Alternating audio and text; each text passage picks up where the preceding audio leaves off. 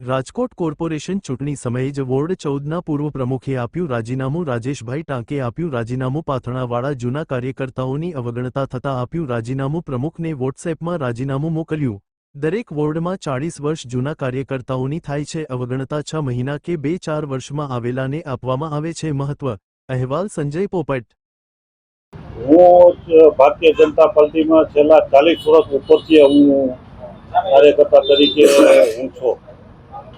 મારો જે તે સમયે જ્યારે હું જોડાણો ત્યારે વોર્ડ નંબર જૂનો 9 કહેવાતો. તે લખવાડી ગુંદાવાડી પૂજારા પ્લોટ અને લખવાડી ક્વાર્ટર ગોવિંદપુરા આ વિસ્તાર જૂનો હતો. એ સમયકાળની અંદર ગંભીરસિંહ પરમાર પહેલી ચૂંટણી લઈ રહ્યા.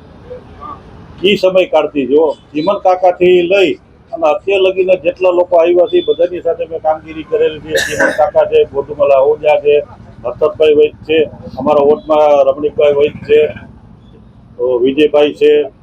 આવા અનેક જેના નામ હું આપવા જાઉં ને તો એક લાંબો લિસ્ટ તો થઈ જાય જૂના કાર્યકર્તાનું. હવે રાજેશભાઈ તમે શું કર્યું છે? શા માટે તમે રાજીનામું આપવાનું મારું કારણ એક જ છે કે જૂના કાર્યકર્તાઓને પ્રાધાન્ય કોઈ જગ્યાએ દેવામાં આવતું નથી.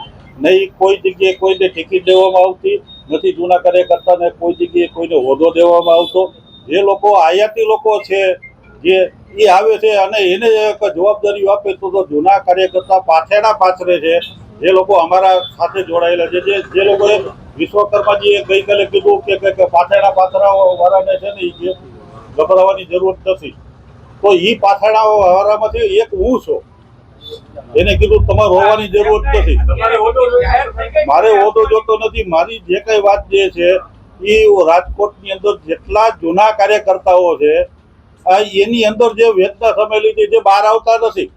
કેમ નથી આવતા? કેમ? એક કે બીજા કારણોસર. કેટલા છે? અરે અસંખ્ય લોકો છે.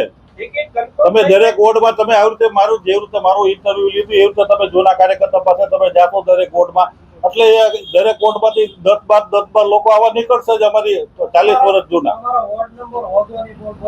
મારો હાલનો વોર્ડ નંબર 14.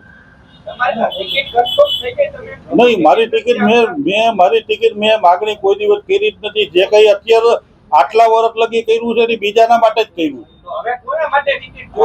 આ જે કરું છું કાર્યકર્તા માટે જ કરું.